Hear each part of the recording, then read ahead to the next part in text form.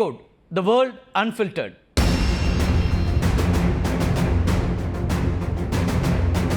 Iran மீது தாக்குதல் நடத்தி வரும் இஸ்ரேல் பெரும் தவறு இழைத்து விட்டதாகவும் கொமேனி குறிப்பிட்டிருக்காரு.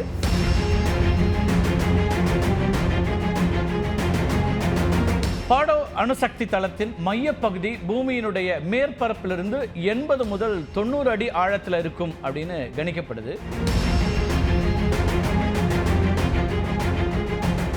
கடுமையான எச்சரிக்கைகள், இறுதி கெடு, நெதன்யாகு மற்றும் டொனால்ட் ட்ரம்புடைய கொலை மிரட்டல்கள் ஆகியவற்றுக்கு பிறகும் சரண்டர்ங்கிற பேச்சுக்கே இடமில்லை அப்படின்னு சொல்லியிருக்கிறாரு ஈரானுடைய உச்சபட்ச தலைவர் Ayatollah Ali Khamenei. Israel Iran மோதல்ல அமெரிக்கா தலையிட்டால் சரி செய்ய முடியாத சேதம் ஏற்படும் அப்படின்னும் ட்ரம்புக்கு பகிரங்கமான ஒரு எச்சரிக்கையை கொடுத்திருக்கிறது ஈரான். அச்சுறுத்தலுக்கு பயப்படுபவர்களுக்கு எதிராகத்தான் அச்சுறுத்தல்களை விடுவிக்க வேண்டும். ஈரான் இதுபோன்ற அச்சுறுத்தல்களுக்கு அஞ்சவே அஞ்சாது அப்படிங்கிற ஒரு அறிவிப்பையும் கொடுத்திருக்கிறார் ஈரானுடைய அதி உயர் தலைவர். பயங்கரவாத ஜியோனிஸ்ட் ஆட்சிக்கு வலுவான பதிலடி கொடுக்கப்பட வேண்டும், கொடுப்போம் அப்படிங்கிற கருத்தையும் குறிப்பிடுகிறாரு. ஜியோனிஸ்டுகளுக்கு கருணை காட்ட மாட்டோம் என்றும் இஸ்ரேலுக்கும் எச்சரிக்கை விடுத்திருக்கிறார் கொமேனி. நிபந்தனையின்றி சரணடைய வேண்டும் அப்படிங்கிறது தான் அமெரிக்க அதிபர் டொனால்ட் ட்ரம்பினுடைய வலியுறுத்தலாக இருக்கிறது. அதுக்கு தான் இப்படி ஒரு பதிலை கொடுத்திருக்கிறது ஈரான், அதனுடைய தலைவர் கொமேனி. ஈரான் மீது தாக்குதல் நடத்தி வரும் இஸ்ரேல் பெரும் தவறு இழைத்து விட்டதாகவும் கொமேனி குறிப்பிட்டிருக்காரு. ஈரான் மீது தாக்குதல் நடத்தியதற்கு இஸ்ரேல் தக்க விலை கொடுக்க வேண்டி இருக்கும் அப்படின்னும், ஈரான் ஒருபோதும் யாரிடமும் சரணடையாது அப்படின்னும் தெரிவிச்சிருக்கிறாரு கொமேனி. ஈரான் உயர் அதி தலைவருக்கு திடீர் எச்சரிக்கையை கொடுத்திருக்கிறார் டொனால்ட் ட்ரம்ப். அதனால மேற்காசிய போரில் அமெரிக்காவும் பங்கெடுக்கிறதா அப்படிங்கிற ஒரு கேள்வியும் இப்போது எழுந்திருக்கிறது. இந்த நிலையில தான் ஈரானுடைய அணுசக்தி மையங்களை தகர்க்க திட்டமிட்டு தாக்குதல்களை நடத்தி வருகிறது இஸ்ரேல். ஆனால் அவை நிலத்தடியில் இருக்கக்கூடிய ஏவுகணைகள் ஊடுருவி தாக்குதல் நடத்த முடியாத வகையில் கட்டமைக்கப்பட்டிருக்கின்றன.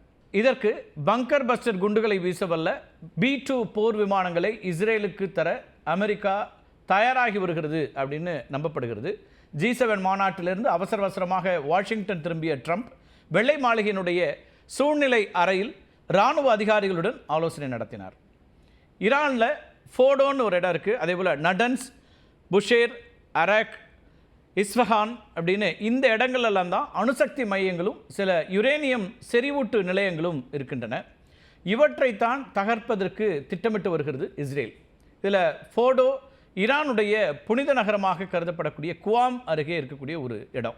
2009ஆம் ஆண்டில் இதனுடைய முதல் புகைப்படம் வெளியாகி அதன் உண்மைத்தன்மை குறித்த ஏராளமான தகவல்கள் வெளியாகின.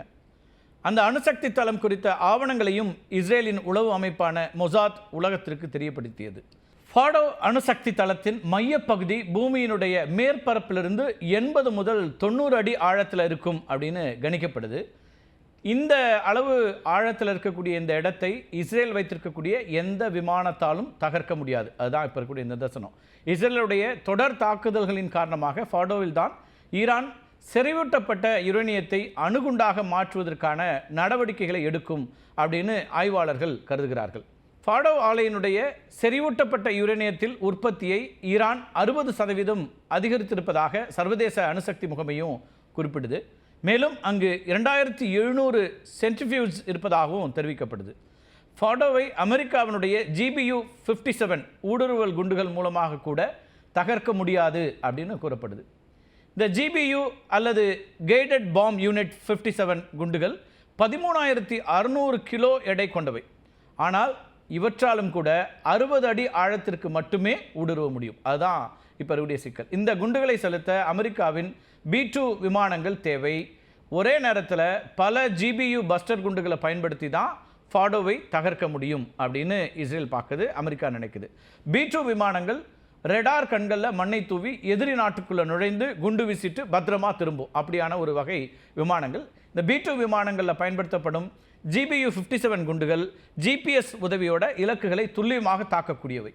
சுமார் 2 டன் TNT வெடிபொருள் எந்த அளவுக்கு பாதிப்பை ஏற்படுத்துமோ அந்த அளவுக்கு GBU பஸ்டர் குண்டுகள் வீரியமானவை. இந்த பங்கர் பஸ்டர் குண்டுகளை அமெரிக்கா இதுவரை பயன்படுத்தியதில்லை அப்படிங்கிறதையும் கவனத்தில் எடுத்துக்கணும். ஈராக்கில் சதாம் ஹுசேன் ஆட்சி நடந்து கொண்டிருந்த போது அணுகுண்டு தயாரிப்பதாக கூறி அந்த நாட்டினுடைய அணுசக்தி மையங்களின் மீது அமெரிக்கா தாக்குதல் நடத்தியது. அப்போது கூட GBU 57 குண்டுகள் பயன்படுத்தப்படலை. மாறாக GBU 28 பங்கர் பஸ்டர்கள் தான் பயன்படுத்தப்பட்டன. இஸ்ரேலுடைய விமானப்படையின் பலம், அமெரிக்காவின் உதவி ஆகியவை தற்போதைக்கு ஈரானுடைய அணுசக்தி திட்டத்தை பின்னுக்கு தள்ளக்கூடும். ஆனால் நிரந்தரமாக அழித்துவிட முடியாது அப்படிங்கிறது தான் நிலைமையாக இருக்குது. ஈரானிய ஆட்சியை கவிழ்க்கும் இஸ்ரேலுடைய நம்பிக்கைங்கிறது மிகவும் சாத்தியமற்றதாகவும் தெரியுது. இப்போ நெத்தன்யாஹு பொறுத்த வரைக்கும் அவர் ஈரானில் ஒரு ஆட்சி மாற்றத்தை கொண்டு வர வேண்டும் அப்படிங்கிற அடிப்படையில் தான் அந்த திடீர் போரை தொடங்கியிருக்கிறார். இஸ்ரேல் தாக்குதலுக்கு பதிலடி கொடுக்கும் வகையில் ஹைப்பர்சானிக் ஃபெட்டா ஏவுகணைகளை வீசி முக்கிய நகரங்களின் மீது தாக்குதல் நடத்தியதாக ஈரான் தெரிவிச்சிருக்குது. இஸ்ரேலின் அயன்டோமை ஃபெட்டா 1 ஏவுகணைகள் ஊடுருவியதாக ஈரான் தெரிவிச்சிருக்கு. ஏன்னா இந்த அயன்டோம் பற்றி நம்ம நிறைய பார்த்துருக்குறோம். ரொம்ப வலுவான வான் பாதுகாப்பு அமைப்பு இஸ்ரேல் வச்சிருக்குது. அமெரிக்கா உதவியோடு உருவாக்கின ஒன்று. அதை இது ஊடுருவி தாக்கியிருக்குது ஈரானுடைய ஃபெட்டா 1 அப்படிங்கிற ஹைப்பர்சானிக். இந்த ஹைப்பர்சானிக் ஏவுகணைகள் நடுத்தர தூர பாலிஸ்டிக் ஏவுகணைகள்.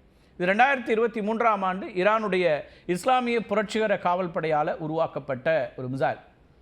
இஸ்ரேலினுடைய அயன்டோம் மற்றும் ஆரோ போன்ற அதிநவீன பாதுகாப்பு அமைப்புகளையும் கூட தகர்ப்பதற்கான அளவில் வடிவமைக்கப்பட்டிருக்குது. இதனை இஸ்ரேல் ஸ்ட்ரைக்கர் அப்படின்னு கூட குறிப்பிடுறாங்க.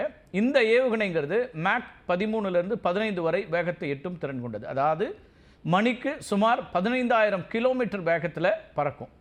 350லேருந்து 450 கிலோ வரையிலான வெடிபொருட்களை சுமந்து சென்று தாக்கக்கூடியலான ஒரு வகையில் வடிவமைக்கப்பட்டிருக்கு. ஈரானுடைய வான்பரப்பை தங்கள் கட்டுப்பாட்டில் வைத்திருப்பதாக இஸ்ரேல் தொடர்ந்து சொல்லிட்டு இருக்கு.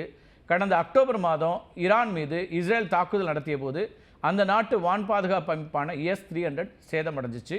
தற்போது இஸ்ரேல் விமானங்கள் ஊடுருவி சென்று தீவிர தாக்குதல்களை மேற்கொள்ள இது ஒரு காரணமாக பார்க்கப்படுது. ஈரானின் தரைவழியே தாக்கி அழிக்கக்கூடிய 1/3 பங்கு லான்ச்சர்களை தாங்கள் அழித்து விட்டதாகவும் இஸ்ரேலிய பாதுகாப்பு படை தெரிவித்திருக்கிறது. தற்போதைய சூழலில் இந்த போரில் ஈரானை விட இஸ்ரேலின் கை ஓங்கி இருக்குது அப்படின்னு இஸ்ரேல் கிளைம் பண்ணுறாங்க. ஆனால் இந்த வெற்றி அமெரிக்க ஆதரவை சார்ந்தே இருக்கும் அப்படிங்கிற ஒரு பார்வையும் இருக்குது. ஒவ்வொரு ஆண்டும் அமெரிக்காவிடமிருந்து இஸ்ரேல் பில்லியன் கணக்கான டாலர்கள் மதிப்பில் இராணுவ உதவியை பெற்று வருகிறது. இஸ்ரேலுடைய அயன்டோம் பாதுகாப்பு அமைப்புக்கும் கூட இடைமறிக்கும் ஏவுகணைகள் அமெரிக்காவில் தான் தயாரிக்கப்படுகின்றன. இஸ்ரேலும் அமெரிக்காவும் இணைந்து ஈரானை மிரட்டி வரக்கூடிய இந்த சூழலில் ஈரான் தலைநகரை விட்டு ஆயிரக்கணக்கான மக்கள் வெளியேற தொடங்கியிருக்கிறார்கள். அதையும் நம்ம பார்த்துட்ருக்குறோம். இந்த நிலைமையில் அமெரிக்கா மிரட்டி பார்த்தால் நாங்கள் அச்சப்பட மாட்டோம் அப்படிங்கிற அழுத்தமான கருத்தை கொமேனி சொல்லக்கூடியதை பார்க்குறோம். அப்புறம் ஈரானும் பதில் தாக்குதலை தொடர்ச்சியாக நடத்த தயாராகிட்டு இருக்குது. இப்போ ஈரானுக்கும் இஸ்ரேலுக்குமான மோதல் அப்படிங்கிறதுல அமெரிக்கா நேரடியாக பங்கேற்றால் என்னவாகும் அப்படிங்கிற ஒரு கேள்வி எழுகிறது. இப்போ மேற்குலக நாடுகள் இதை ஒரு விதமாக பார்க்கக்கூடிய சூழலேருந்து தான் ஈரான் பின்வாங்குவதில்லை அப்படிங்கிற ஒரு நிலைப்பாட்டை எடுக்குது. இப்படி இந்த மோதல் என்பது அடுத்தடுத்த கட்டத்தை நோக்கி நகரும்போது அது உலகம் முழுக்கவே ஒரு கவலை உணர்வை உண்டாக்கியிருக்குன்னு பார்க்கலாம். ஏன்னா அதனுடைய தாக்கம் பெரிய அளவுக்கு எல்லோரையும் பாதிக்கக்கூடியதாக மாறி இருக்கிறது. கச்சா எண்ணெயில் தொடங்கி பயண திட்டங்கள் வரைக்கும் பல்வேறு விதங்களில் எல்லா நாடுகளில் இருக்கக்கூடிய சாமானியர்களையும் பாதிக்கக்கூடியதாக இது மாறி இருக்கிறது. மீண்டும் ஒரு காணொலியை சந்திக்கலாம் நண்பர்களே. நன்றி, வணக்கம்.